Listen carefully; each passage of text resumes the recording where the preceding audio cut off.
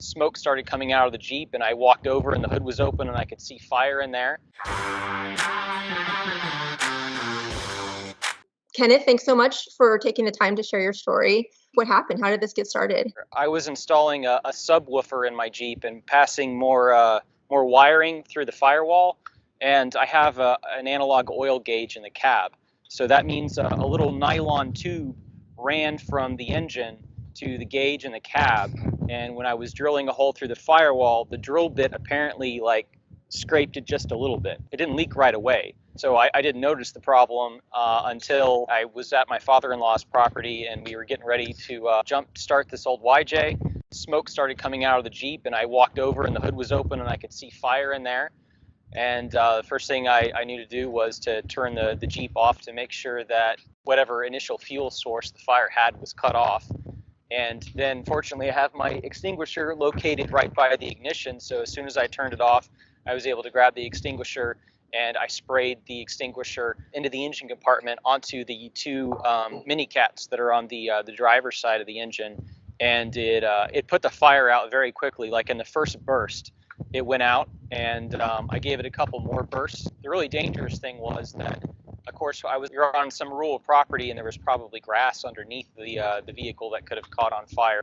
I had the Jeep parked under a carport that was adjacent to my father-in-law's bunkhouse. As a search and rescue medic, I have a jump bag in the back, a lot of times that has a cylinder of medical oxygen in it. So if this fire had caught to the ground and, gone further back, bypassing the firewall and caught the rest of the vehicle on fire, ignited the medical oxygen, potentially creating an explosion. So it sounded like it put it out pretty quickly. Did you find it easy to use? Yeah, and I would kind of break that down into the mount and the extinguisher separately. As a SAR medic, when you get a high stress situation, you go dumb and Yeah.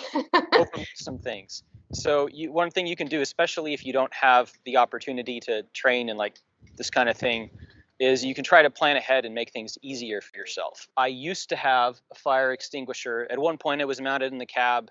I moved it to the back, and I had one of those roll bar fire extinguisher mounts that are Velcro. When I bought the MaxOut extinguisher, I threw out the mount that came with it because I was used to keeping it in the back of the Jeep.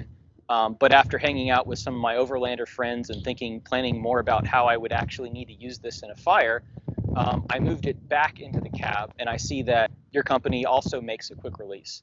And that's something that after this experience, I think it's worth spending a little bit of money on a quick release because that made all the difference. And it just comes right out and you're ready to go. So I think that having a quick release helps you deal with going dumb a little bit in a high stress situation.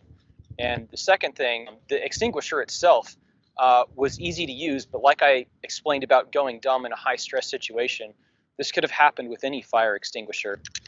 You got the retaining pin, which you can see it comes out super easy. Then you got the little plastic retaining wire on there so that when you pull the pin out, it doesn't drop to the ground and get lost. Yeah. And in that stressful situation, I somehow wrapped my finger on top of that plastic wire.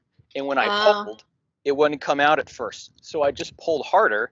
And as you can see, it snapped, fortunately. And I gave myself a minor cut. That's a training thing.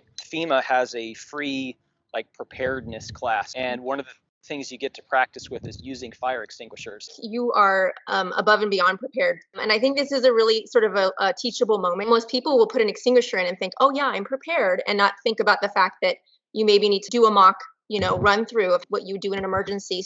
Someone in the business world came out with this model of people, process, and technology. A lot of people just think they can buy a gadget, the technology portion of it, and they're good. When you also have the people and process part, you need to have people who are capable physically, mentally, and they need to be trained up to do whatever task you're trying to accomplish.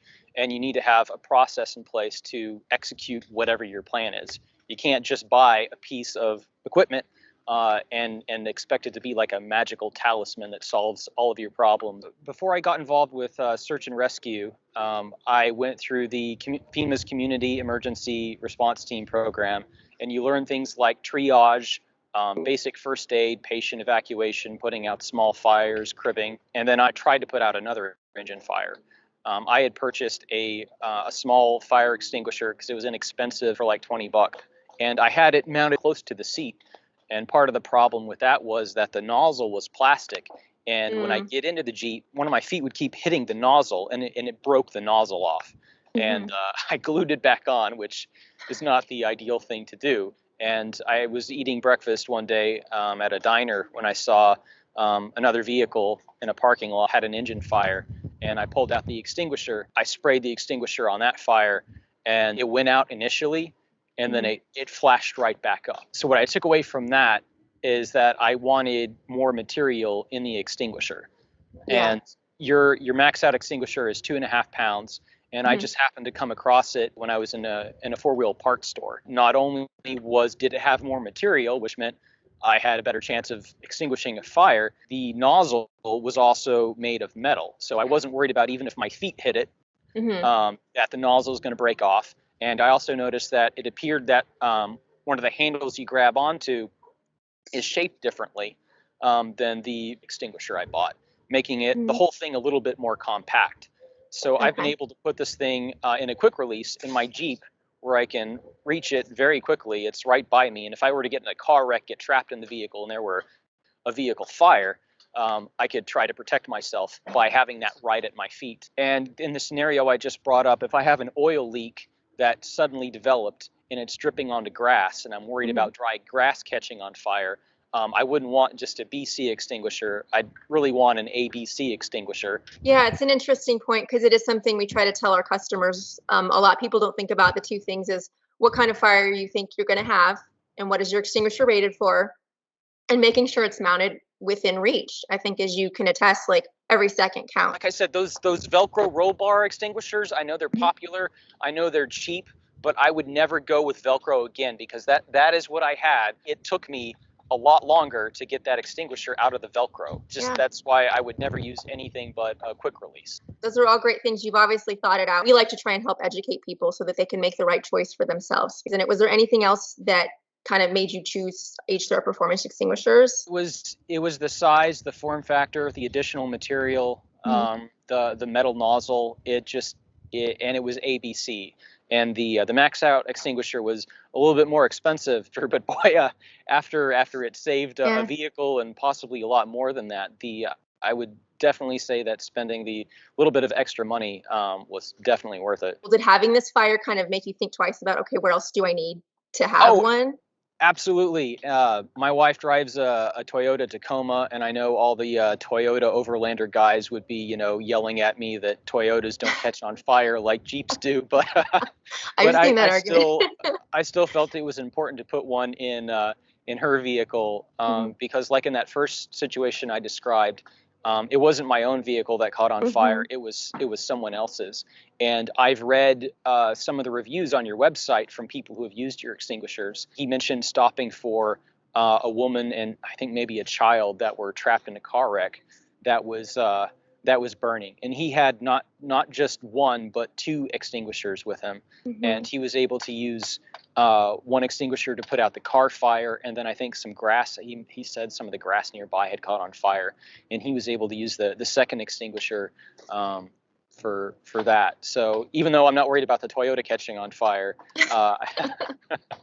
like my Jeep, I definitely see the value in having an extinguisher if you're willing to do things like stop and help people. And I know a lot of off-roaders, they kind of have that self-sufficiency mindset. Have a first aid kit, they have a fire extinguisher, they have all that. I would just add that if you have that kind of mindset, that's fantastic. But I wouldn't forget that training component. That one class that I mentioned, the FEMA CERT program, that's absolutely free. All it requires is you putting in a little bit of time, and then you can get some practice using a fire extinguisher that you're not even having to pay for.